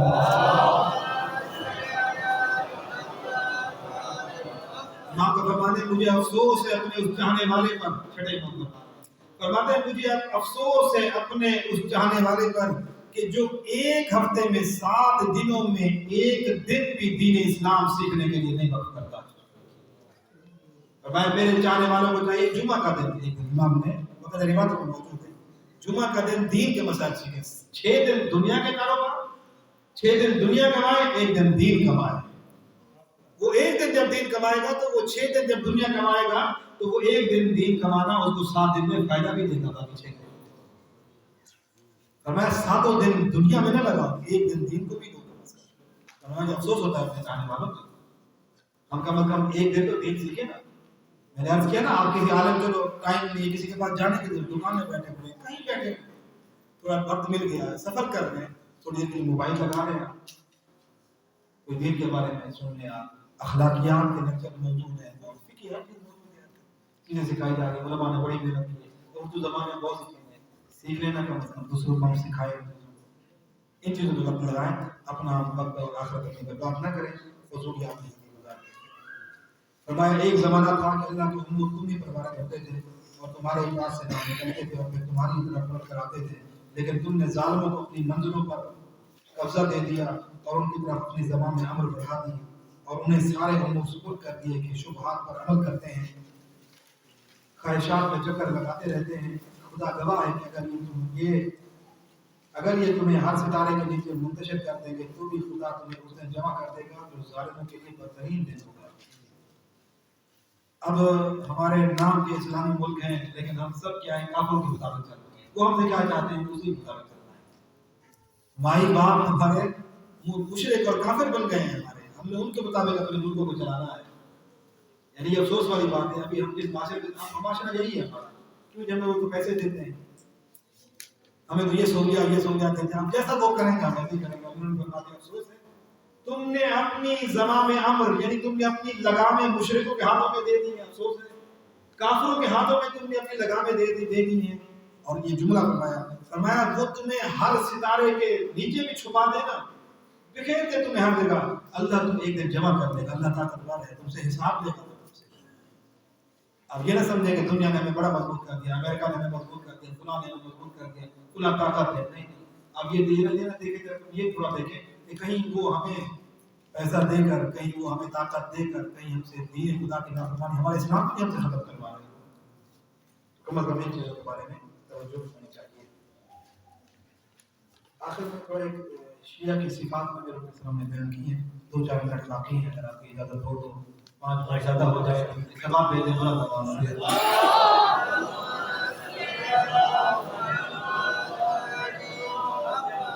ये चीज़ें तो वैसे भी आपके पास तौरात मौजूद है, आप इनका मुताला भी कर सकते हैं। कुछ बातें वो होती हैं जो कि अलावा बयान करना ज़रूरी होती हैं हालात हाज़िरा को देखते हुए। तो और ये अभी एक शिया की सिफात है मौलाना इस्लाम की निगाह में कैसा शिया होना चाहिए, ये अब ये पढ़ेंगे, जल्दी में पढ़ूंगा मैं। आप देखिए कि हम ऐसे हैं या नहीं, फैसला आप अल्लाह खुद करें। अल्लाह ने तो ज़मीर दिया है, मैं अपना फैसला खुद करूँ कि मैं कितना इसमें सच्चा हूँ, मैं शिया हूँ या नहीं। नाम से कहते देखे ना, अब अगर कोई और बताता तो हम कहते कि तुम्हारी ज़बान है बाबा, तुम कह रहे हो कि शिया ऐसा होता है। तो खुद अमीरुल मोमिनीन फरमा रहे हैं, जिनके हम शिया होने का दम धरते हैं, कलमा पढ़ते हैं। खुद देखें मौला कहना जो बता रहे हैं शिया ऐसा होना चाहिए, तो हम देखें, मैं आप हर बंदा खुद फैसला करें, एक दूसरे को कुछ नहीं कहना है, ना आप मुझे कहना मैं आपको कहूँ। मैं जरा थोड़ी देर के लिए रात सोने से पहले इसको पढ़ूं और जोर में कहना मैं शिया हूँ या नहीं। अगर नहीं हो तो कल से कोशिश करो। जरा आइए देखिए कि नबी अलैहिस्सलाम क्या फरमाते हैं। ये मौला का एक सहाबी था, हारे से हवादारी हमदान का रहने वाला था। एक दिन दोपहर के वक्त मौला के पास पहुंच गया, जोर के वक्त। अमीर उन्होंने फरमाया खैरियत ये भी वक्त है, इस वक्त खैरियत क्यों आए? कहा मौला आपकी मोहब्बत ले आई है मुझे, इस वक्त दिल कर रहा था आपसे मेरी मोहब्बत है। फरमाया अच्छा अगर ऐसी बात है कि मेरी मोहब्बत तुम्हें ले आई है तो फिर सुनता जा, जब तू मरेगा और चंद मकामात तेरे मरने के बाद ऐसे आएंगे, मैं अभी तेरे पास आऊंगा तुझे ज़ियारत करवाऊंगा। लेकिन शिया होना चाहिए तो फिर भी आएंगे, ज़ियारत करवाएंगे, मौत के वक्त भी ज़ियारत करवाएंगे मासूमियत। ये मौजूद है रिवायत में। बाकी इतना नहीं, चला कल वक्त मिला तो कल आप याद दिलाएंगे, इसके बारे में आपको अर्ज करूंगा कि कोई भी शिया दुनिया कोई भी शिया हो या गैर शिया हो, कोई भी दुनिया जब तक ये 14 मासूमियत की ज़ियारत ना हो। ये रिवायत में मौजूद है। मरने वाला मासूमियत को देखता है तभी मलक मौत की रूह को कब्ज़ करता है। ये मरने वाले को इजाज़त नहीं होती कि हमें बता दे कि मेरे सामने कौन है, क्योंकि ज़बान बंद हो जाती है, उस वक्त बोलने की इजाज़त नहीं होती, वो देख रहा था सब। तो ये मौला ने फरमाया फिर चंद मकामात पर तो मुझे देखेगा। और फिर आगे इमाम ने फरमाया, मैं जल्दी से इसको पढ़ता हूँ, आप सुनते जाइए और फैसला करते जाइए कि आया मैं अमीरुल मोमिनीन का शिया हूँ या नहीं। अल्लाह ताला हमें इन चीज़ों पर अमल करने की तौफीक अता फरमाए। अब पहले इमाम फरमाते हैं कुरान की रस्सी को मजबूती से थाम लो, इससे फंदो नसीहत हासिल करो, इसके हलाल को हलाल और हराम को हराम समझो और गुज़िश्ता हक की बातों की तस्दीक करो। गुजरी हुई दुनिया से बाकी दुनिया के बारे में इबरत हासिल करो, क्योंकि इसका हर दौर दूसरे दौर से मिलता जुलता है और इसका आखिर भी अपने अव्वल से जा मिलने वाला है। ये दुनिया सब की सब फना होने वाली और बिछड़ जाने वाली है। देखो अल्लाह की अजमत के पेश नज़र हक बात के अलावा उसके नाम की कसम न खाओ। मौत और मौत के बाद की मंजिल को बहुत ज्यादा याद करो। मौत के तलबगार न बनो, मौत की दुआएं न करो कि मुझे मौत आए। लेकिन मौला फरमाते इसका मतलब इंसान शहादत की तमन्ना न करे, नहीं, आगे फरमा रहे हैं मगर कामिल इत्मीनान शराइत के साथ یعنی اگر موت کی تمنا بھی کرنی ہے قابل اطمینان شرائط ہو، یعنی اگر شہادت کی موت لینا ہے تو اسے تمنا کریں، عام طور پہ موت کی تمنا نہ کریں، بلکہ کسی مقصد کے لیے موت کی تمنا کریں، آپ شرائط کی وجہ سے موت کی تمنا کریں۔ مولا فرماتے ہیں اور ہر اس کام سے بچو جو آدمی اپنے لیے پسند کرتا ہو، عام مسلمانوں کے لیے اسے ناپسند کرتا ہو۔ ہر اس کام سے دور رہو جو چوری چھپے کیا جا سکتا ہو مگر علانیہ کرنے میں شرم دامن کی ہوتی ہے۔ چھپ کے تو میں کر سکتا ہوں لیکن سامنے لوگوں کو مجھے شرم آتی ہے، لوگ مجھے برا بلا کرتے ہیں، اور میں وہ کام نہ کروں پھر لوگوں کے سامنے، یعنی تنہائی میں بھی وہ کام نہ کروں۔ ایسا کام کہ جو آپ لوگوں کے سامنے کریں تو بے عزتی محسوس ہو، تنہائی میں آپ کر سکتے ہیں، ایسا کام تنہائی میں بھی نہ کریں۔ فرمایا کہ اور ہر اس فعل سے کنارہ کش ہو کر کہ جب اس کے مرتکب ہونے والے سے جواب طلب کیا جائے تو وہ خود بھی اسے برا قرار دے یا معذرت کرنے کی ضرورت نہیں، ایسا عمل نہ کرو جس میں بعد میں تمہیں معذرت کرنی پڑے۔ اپنی عزت و آبرو کو جیب گوئیاں کے تیروں کا نشانہ نہ بناؤ، یعنی اپنا کردار ایسا نہ ہو کہ لوگ آپ پر انگلی اٹھائیں، اگر کسی عمل کی انگلی اٹھائیں تو وہ خود ذمہ دار ہوگا۔ فرمایا اپنے آپ کو اتنا بے عزت نہ بناؤ کہ لوگ ہر بات میں تمہارے اوپر انگلی اٹھائیں، ایسے عمل نہ کرو۔ فرمایا جو سنو اسے لوگوں سے واقعہ کی حیثیت سے بیان نہ کرتے پھرو کہ جو کہ جھوٹا قرار پانے کے لیے اتنا ہی کافی ہے، یعنی جو بات سن لی بس آگے بیان کرنا شروع کر دی، نہ ہر بات سنی ہوئی بیان نہ کی جائے۔ یہ امیر المومنین بتا رہے ہیں کہ ایک معیار ہونا چاہیے انسان کے اندر۔ اور فرمایا لوگوں کو ان کی ہر بات میں جھٹلانے میں نہ لگو کہ یہ پوری جہالت ہے۔ بعض لوگ کہتے ہیں ہر وقت کیوں جھٹلاتے ہیں دوسرے کو، نہیں تو غلط کہہ رہا ہے، ہر بات میں دوسرے کو جھٹلانا۔ فرمایا ہر بات کے لوگوں کو جھٹلانا نہیں چاہیے۔ اس کے بعد فرماتے ہیں کہ غصہ کو ضبط کرو، یہ غصے کو روکو، اور اختیار و اقتدار کے ہوتے ہوئے عفو و درگزر سے کام لو، یعنی تم طاقت رکھتے ہو کسی کو بدلہ لے سکتے ہو لیکن نہ لو۔ اسے تمہارے ساتھ بے عزتی کی تم اس کو مار سکتے تھے لیکن ہاتھ نہ اٹھاؤ اس کے اوپر، طاقت رکھتے تھے سزا دینے کی لیکن سزا نہ دو، یہ کمال ہے۔ اور فرمایا غصہ کے وقت بردباری اختیار کرو، یعنی تحمل کرو، اور دولت و اقتدار کے ہوتے ہوئے معاف کرو تو انجام کی کامیابی تمہارے ہاتھ میں رہے گی۔ سبحان اللہ۔ اور فرمایا اللہ نے جو نعمتیں تمہیں بخشی ہیں ان پر شکر بجاتے رہو، ان کی محدودی چاہو اور اس کی دی ہوئی نعمتوں میں سے کسی نعمت کو ضائع نہ کرو، اور اس نے جو انعامات تمہیں بخشے ہیں ان کا اثر تم پر ظاہر ہونا چاہیے۔ ایک فرمان یہاں سنتے جائیں، کہا کہ اللہ جو نعمتیں دیتا ہے ان نعمتوں کا شکر ادا کرنا چاہیے۔ کسی نے پوچھا امام چھٹے مولا نعمتوں کا شکر کیا ہے؟ کہا اللہ نے جو نعمتیں دی ہیں ان نعمتوں سے گناہ نہ کرو، یہ نعمتوں کا شکر ہے۔ یعنی اللہ نے آنکھیں دی ہیں تو آنکھوں سے گناہ نہ کرو، یہ آنکھوں کا شکر ہوتا ہے۔ ہاتھ دیے ہاتھوں سے گناہ نہ کرو، یہ ہاتھوں کا شکر ہے۔ زبان دیے زبان سے گناہ نہ کرو، یہ زبان کا شکر ہے۔ اللہ نے کان دیے کانوں سے گناہ نہ کرو، یہ کانوں کا شکر ہے۔ زبانی شکر ہو شکر للہ، لیکن آنکھوں سے گناہ کرتا رہے، یہ شکریہ ادا نہیں ہوگا انسان۔ ہر نماز کے بعد ایک سجدہ ضرور کیا کرے، سجدہ شکر، کہا کرے پروردگار تیرا شکر ہے کہ تو نے مجھے صحیح سالم جسم عطا کر دیا، تو نے مجھے عزت دی ہے، تو نے مجھے لوگوں کے درمیان ذلیل نہیں کیا، پروردگار تیرا لاکھ لاکھ شکر ہے۔ اور ان نعمتوں کا امام فرماتے ہیں شکریہ ادا کرتے چلے جاؤ۔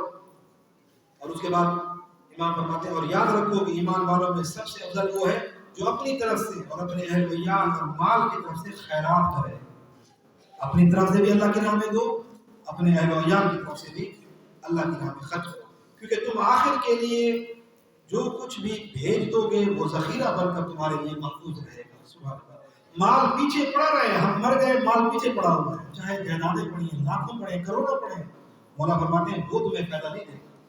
اللہ کی راہ میں دے کر جاؤ، خیرات کر دیتے ہو، فرمایا جو تم اللہ کی راہ میں دو گے وہ تمہارا ذخیرہ ہوتا جا رہا ہے، وہ مال تمہارا اللہ کے پاس جمع ہوتا جا رہا ہے، وہ ہم نے آخرت کے لیے بھیج دیا، ہم نے آخرت دیا۔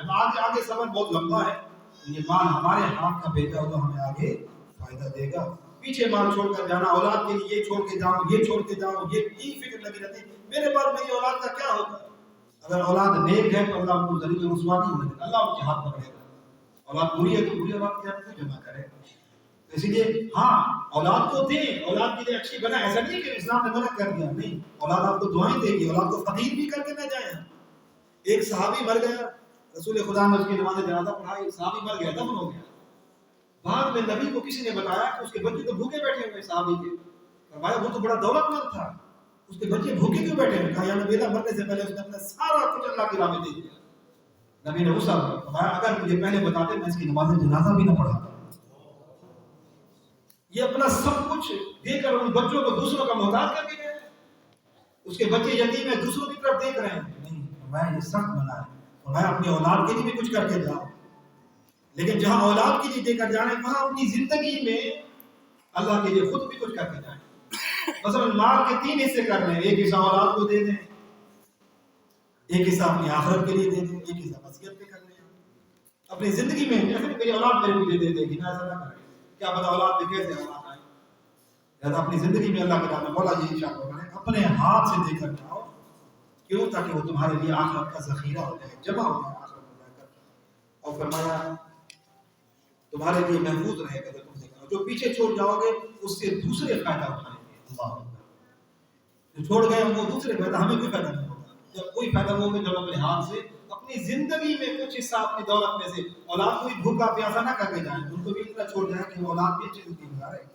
کسی کے سامنے ہاتھ نہ پھیلائے, بس اتنا چھوڑ جائے کہ وہ بیچارے پریشان نہ ہو, ہاتھ نہ پھیلائے, اپنا زندگی عزت والی گزار سکے.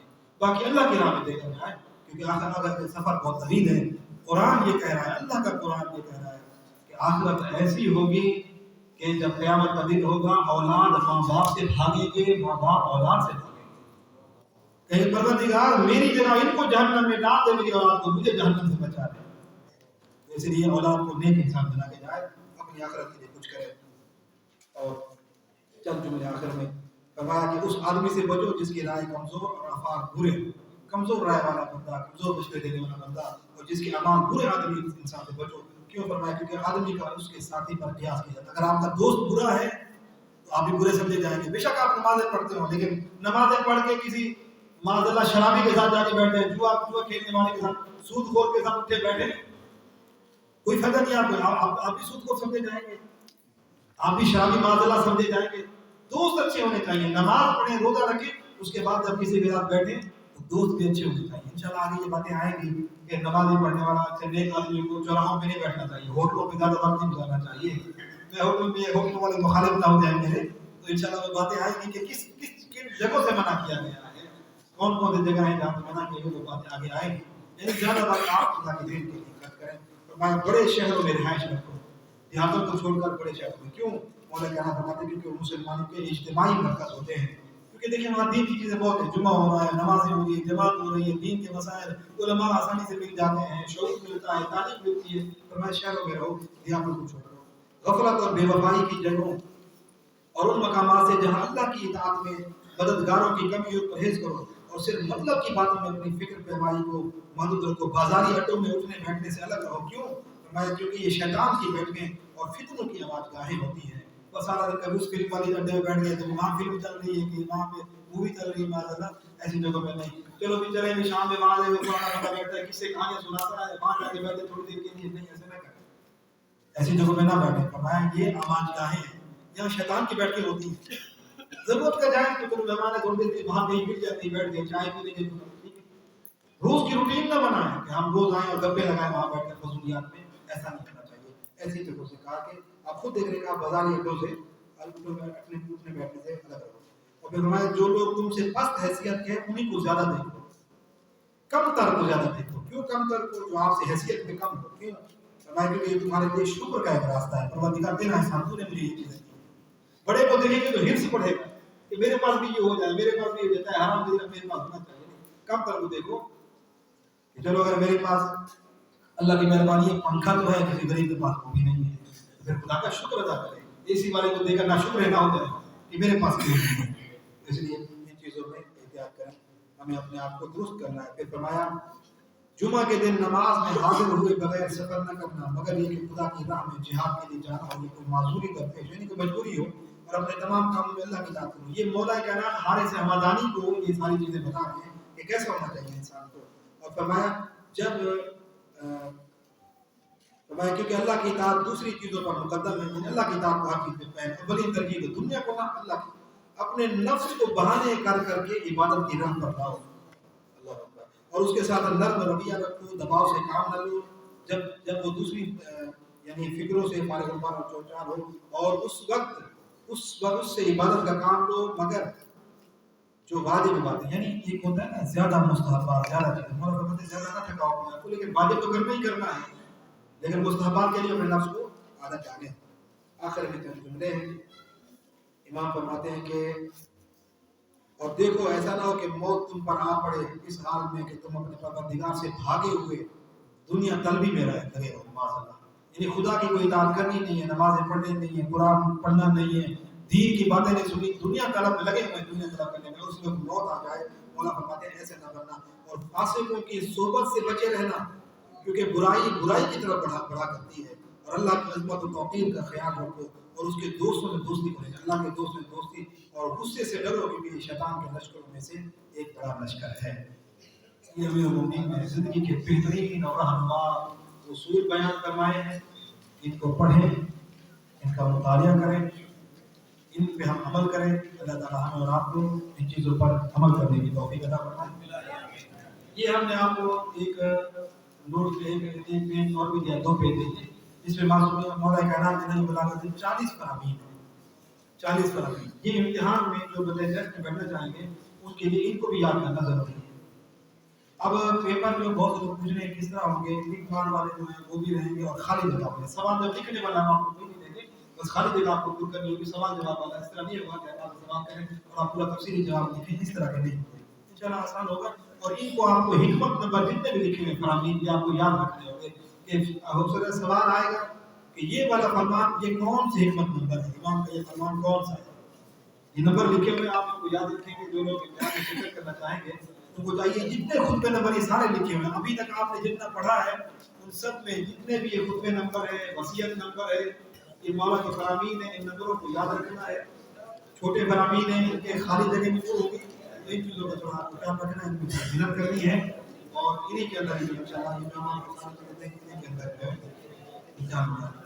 ابھی ایک عرض ہے آپ حضرات سے کہ کیونکہ ماشاءاللہ مومنین کی تعداد دن بدن بڑھتی چلی جا رہی ہے، خواتین کی بھی تعداد بڑھ رہی ہے، ادھر بھی مردوں بڑھ رہی ہے. اور تھوڑا سا ہر بندے کو چاہیے کہ حسب توفیق، میں نے کل بھی عرض کیا تھا خرچہ خراجات تھوڑا زیادہ ہیں، آپ خود دیکھ لیں. گھر کے اندر اگر 5 فرد بھی ہو تو گھر چلانا کتنا مشکل ہوتا ہے، اور 10 فرد ہو جائے اسی طرح افراد بڑھتے چلے جائیں تو خرچہ بڑھ جاتا ہے. تو ماشاءاللہ یہاں بھی اتنے میں نہیں بیٹھے تو اس کے لیے ہے کہ اگر جتنا تعاون ہو سکے گا. آپ کو معلوم ہے آج کل کے حالات کیا ہیں، تو پھر بیچارے انتظامیہ بھی تھوڑا نیاز میں. مثلا پہلے انتظام تھا 200 کا، اگر جہاں بندے 500 آ جائیں تو تھوڑی پریشانی تو ہوتی ہے. تو گزارش ہے کہ اللہ تعالیٰ نے آپ کو جو رزق حلال دیا ہے، اہل بیت کے صدقے میں وہ رزق ملا ہے، انہی میں سے آپ مولا کائنات کے اس درس کے روحانیت کو دیکھتے، قرآن کو دیکھتے، اپنے حلال رزق میں سے کچھ اس نیاز میں حصہ شامل کریں. اللہ تعالیٰ انشاءاللہ مولا کے صدقے میں آپ کے بعد رزق میں برکت عطا فرمائے گا. آخر میں دعا کر لیتے ہیں کہ اللہ رب العزت سے دعا ہے کہ بہت آیا محمد و آل محمد کا واسطہ ہمیں ان فرامین پر عمل کرنے کی توفیق عطا فرمائے. پروردگار ہمیں امیر المومنین کی سیرت پڑھنے سمجھنے اور امیر المومنین کی سیرت پر عمل کرنے کی توفیق عطا فرمائے. ہمیں مولا کائنات کا سچا شیعہ بننے کی توفیق عطا فرمائے.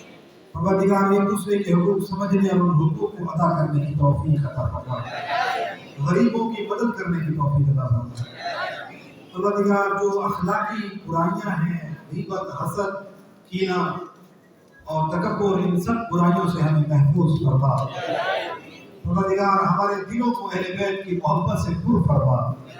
پروردگار ہمارے آقا و مولا امام زمانہ کے ظہور میں تاخیر فرما. ان کی زیارت سے ہماری گناہ گار کو مشرف فرما. ہمیں اپنے وقت کے امام کو راضی کرنے کی توفیق عطا فرما. ہمارے امام کو ہم سے راضی فرما. پروردگار زیادہ سے زیادہ نیک اعمال کرنے کی توفیق عطا فرما. حوادث زمانہ دنیا کی برائیوں سے، آخری زمانے کی برائیوں سے ہم سب کو محفوظ فرما. ہماری اولادوں کو نیک اور صالح بنا. پروردگار ہم سب کے مرحومین جو دنیا سے رخصت ہو گئے، پروردگار ان سب مرحومین کے بالخصوص مرحوم محفوظ سید آغا سنجا صاحب اور باقی تمام مرحومین، خدمت گزاران دین اسلام، عزاداری کی خدمت گزاران، اس امام بارگاہ کی خدمت گزاران اور جو بھی ملت تشیع کی قابل ذکر شخصیات پروردگار جو دنیا سے رخصت ہو گئے، ان سب کے درجات بلند فرما. ان کی قبروں پہ رحمت نازل فرما. ہم سب کے مرحومین کی قبروں کو نور ولایت اہل بیت سے منور فرما. پروردگار ہم سب کا خاتمہ بالایمان فرما. علماء کرام، مراجعان، بالخصوص رہبر موسم کا سایہ ہمارے سروں پر قائم بنا. مرنے سے پہلے ہمیں امام حسین کی زیارت نصیب فرما. आखिरत में अहले बैत की शफाअत नसीब फरमा। हमें अपने वाजिबात सीखने, उन वाजिबात पर अमल करने की तौफीक अता फरमा। एक दूसरे का एहतराम और एक दूसरे को बर्दाश्त करने की तौफीक अता फरमा। परवरदिगार, जो दुआएं हमारे ज़बान पर नहीं आ सकी, दिलों के राज़ों को जानता है, उन दुआओं को अपनी बारगाह में मुस्तजाब फरमा। जो मोमिनीन इस दर्स में ताउन कर रहे हैं, उन सब के माल रिज़्क़ में बरकत अता फरमा। मोहम्मद व आले मोहम्मद का वास्ता, मरीजों को सेहत और सलामती अता फरमा। हम हाज़रीन में या हमारे घरों में जो मरीज हैं, बिलखुसूस जिन्होंने इल्तिमास दुआ की, मोमिना खातून अली ने, परवरदिगार सब मरीजों को सेहत कामिला व आजिला इनायत फरमा। परवरदिगार, जो मोमिनीन परेशान हाल हैं, उनकी परेशानियां दूर फरमा। जो मुश्किलात में गिरफ्तार हैं, उनकी मुश्किलात आसान फरमा। तमाम मोमिनीन के माल रिज़्क़ में बरकत अता फरमा। हम सब के घरों में अपनी रहमतें नाज़िल फरमा। दुनिया में जहाँ कहीं अहले बैत के चाहने वाले, उनकी जान माल, इज्जत, दीन और ईमान की हिफाजत फरमा।